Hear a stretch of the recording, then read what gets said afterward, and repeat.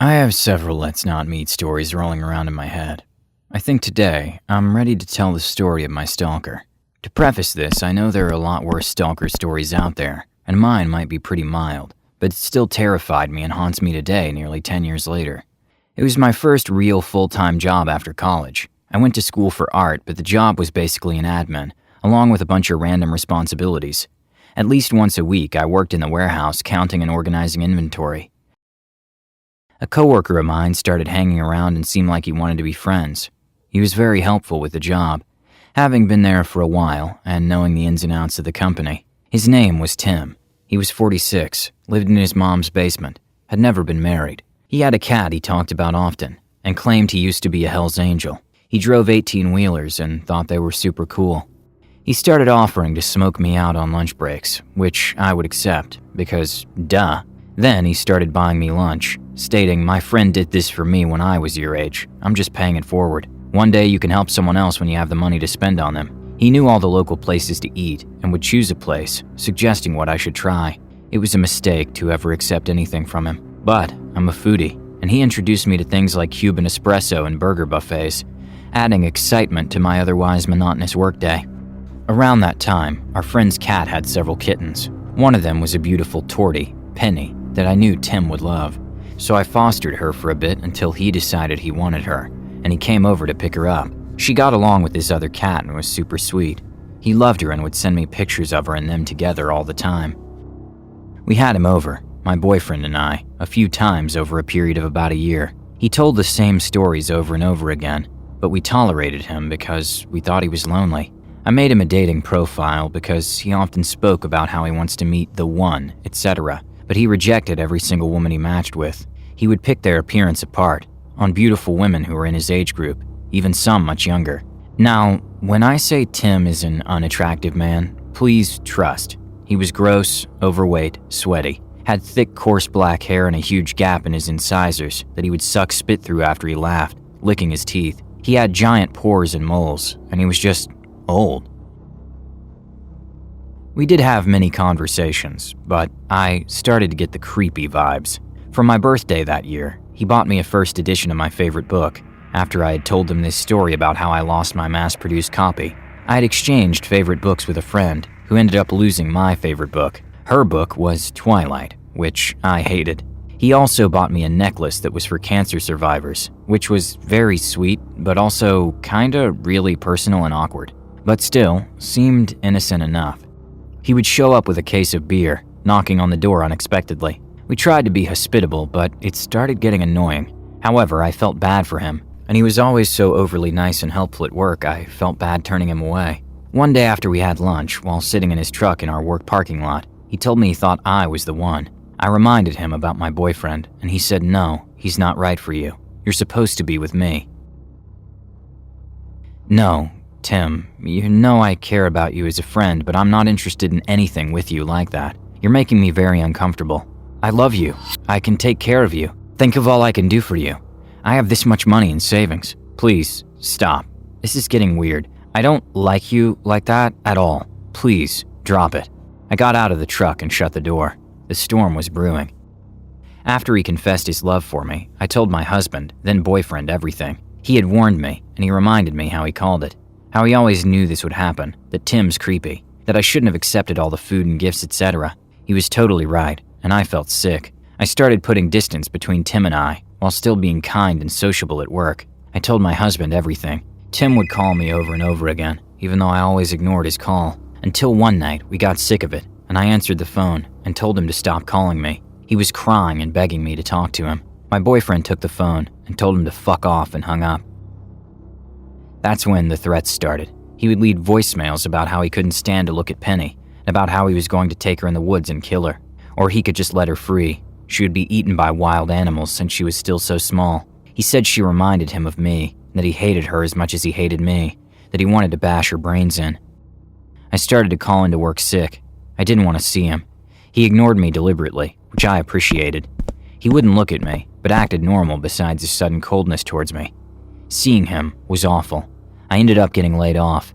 Tim had other coworkers try to contact me on his behalf, people reaching out telling me I need to call him, that he's hurt by my sudden leaving. I would get calls from random phone numbers in my area and it would be Tim. I would hang up as soon as I heard him say hello. I changed my phone number. We moved across the country. It was maybe a year later. He somehow found my new number and called again, leaving this huge voicemail. He said he had found the one, but also he was dying. I can't remember how or why he was dying. It's all hazy now, but he needed this innovative technology or surgery that happened to be only available in my town, in my state 1,000 miles away from where he lived, and we worked together a year before. And he wanted to meet up. It was all such a coincidence, and he was so excited to catch up and introduce me to his pregnant fiancée. He also needed my address. At this time, I was pregnant with my first and only child.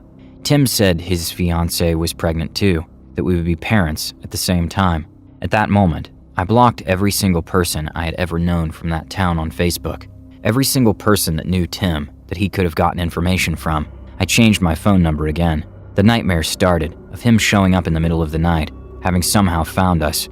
Of him carrying a case of beer, banging on the door, sucking spit through his teeth. I felt like he wanted to find me, so he could get back at me somehow. Looking back, he was a total incel. I don't know if any of his story was true, or what his plans were. Anyways, F this dude.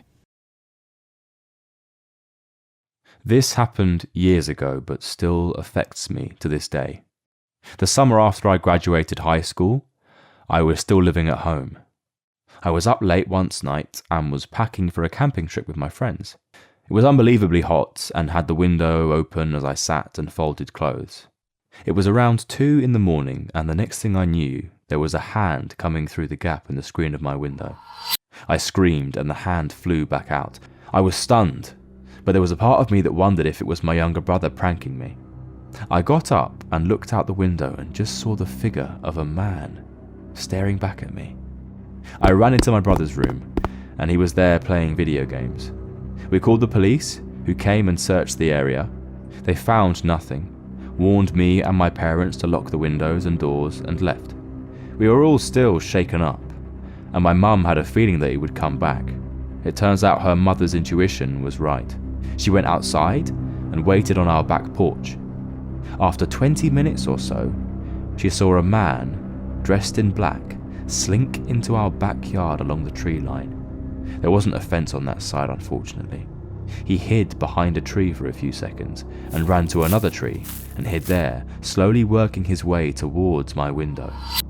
My mother yelled something to him and he took off running. The police came back out and again found no trace of him.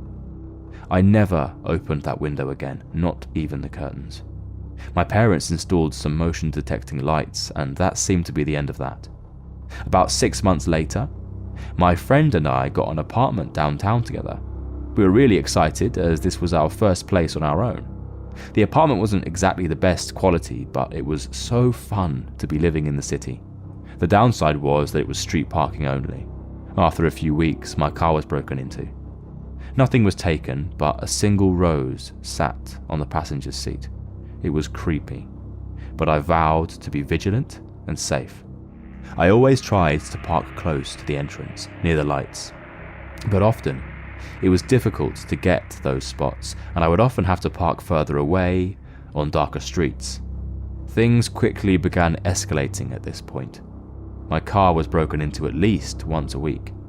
Most of the time, a flower was left, which I always threw on the ground, but once a pair of men's underwear was left, and even more creepily, once a bag of Tootsie Rolls, as they were my favourite candy. This made me wonder if the person knew me personally, and I started to become suspicious of everyone. There was a laundry in the basement of the apartment, and one day I went down to get a load that finished drying. As I started to fold, I realised all of my undergarments, bras and panties, were gone. Another week, I had a male friend over from school, and his tyres got slashed during the visit. By the time the first letter arrived, I had already started making plans to move elsewhere. The letter described a love for me that had been going on for years. He noted things that proved he had been watching me closely. I was able to arrange for another friend to take over my lease, and I moved in with another friend on the other side of the city. It was a secured building and had an underground parking garage that was only accessible to tenants. I felt much more secure, and the extra money spent was well worth the peace of mind. Things were quiet for a few months, and then my roommate got a boyfriend. Most of us were wary of Ashley's new boyfriend from the beginning. For one, they met on MySpace after he reached out to her. Another reason was that new boyfriend, Matt, was extremely good looking, and while Ashley was a wonderful person, she just wasn't the type you would typically expect someone like him to date. Ashley was thrilled. She had never had a boyfriend and really felt like he was her Prince Charming. I thought he was weird and creepy from the beginning. Matt was on the quiet side and always seemed to be sporting an uncomfortable, leering smile. It was difficult to carry on any sort of a conversation with him because he would always make it weird with some random facts that were completely unrelated to what we were talking about. I had deleted my MySpace when the initial stalking began, but I created a dummy account to learn more about Matt. It didn't look like he really knew any of his friends in real life. There were only pictures of himself, and the rest of the information was vague.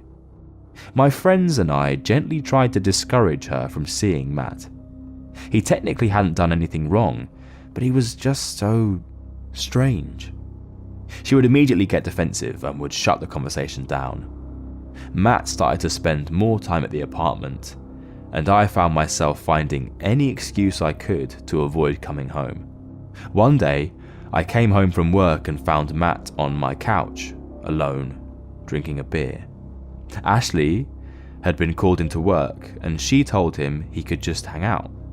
I was furious because I didn't want to spend any time with him, so I grabbed a beer and a snack and headed off to my room and shut the door. About 30 minutes or so, he knocked on my door and suggested we watch some TV and get to know each other better because we both loved Ashley. I didn't want to, but decided that maybe I needed to give it a try. He put on a movie, and I tried to just focus on the movie because I didn't want to talk. At one point, I glanced over to Matt and he was staring at me with a smile on his face. I snapped a "what?" at him, and he just continued smiling and said, "I just can't believe it." "Believe what?" I asked. He said nothing and went back to watching the movie, still smiling. I had no idea what he was talking about, but the interaction had every hair standing up on my body. I excused myself and locked the door to my room. Another month or so went on, and I had managed to avoid being home for much anything beyond sleep and showering. Matt practically lived there, and had even brought a bunch of his things into Ashley's room. I really didn't want to move again, but was beginning to look for other options. On their 6th month anniversary, I saw a huge bouquet of flowers on the table, and an already opened card propped up next to it. I rolled my eyes and was about to leave when I decided to see what the weirdo wrote to her. When I opened the card, my heart started beating through my chest. Without even reading the words he wrote, I was shaking. The handwriting was exactly the same as the one my stalker had sent. I had kept them as evidence and dug them out of my desk for comparison. The handwriting was unique and identical. Matt was the stalker. I called the police first. As they were on the way, I called Ashley and asked her to come over. She was at work, but said she would be there when she could. I was terrified to tell her because I knew she would be shattered. The police took a statement from me and actually went to Ashley's work to get more information from her, and they ended up breaking the news. Apparently, Ashley called Matt and left a furious message even though the cops told her not to say anything, and he completely disappeared after that. There was no Matt or anyone matching his resemblance at the place he said he worked. Ashley had never been to his apartment because he said had been staying with friends while trying to save money for a trip to Europe. His family lived out of state, and she had never met a friend of his because he said they had a falling out because he was choosing to spend so much time with Ashley. It was all lies, and in the end, she was dating a stranger. We don't even know if Matt was his real name. The cherry on the top of this whole thing was when we went through Matt's things. He had left everything when we disappeared, and Ashley and I decided to go through everything. There was a duffel bag that was full of gym clothes, but in one of the compartments there were about 10 pictures of me. All were taken from far away, with the exception of one of me sleeping. The sheets were current, so I know it had to have been at the current apartment, before I started locking my bedroom door. A few pictures dated back to before the incident at my parents' house, which made us think that was him as well. 2 pairs of my missing underwear were there, and I shudder to think of what he did with the rest. A Starbucks lid with my red lipstick marks, a necklace I hadn't even noticed missing, a few other random sick souvenirs. The police never tracked him down. I decided to accept an opportunity overseas that I had been considering and got the hell out of there. Unfortunately, Ashley and I quickly drifted apart. She had a really hard time accepting that her first love was a complete psycho. I think I had some underlying anger, maybe misplaced, for believing all of his lies and letting him into our lives. I don't know what his endgame was. Would he have tried to hurt me? Or was he simply content with being in my world? I'll never know. Being stalked changes you. Even when I lived across the world, I looked over my shoulder everywhere I went. I still have no social media accounts attached to my real name. I'm married with children and know that he moved on to torment some other poor woman. But every time I visit my hometown, I'm tense and keep a low profile. Part of me will always worry that Matt will resurface again.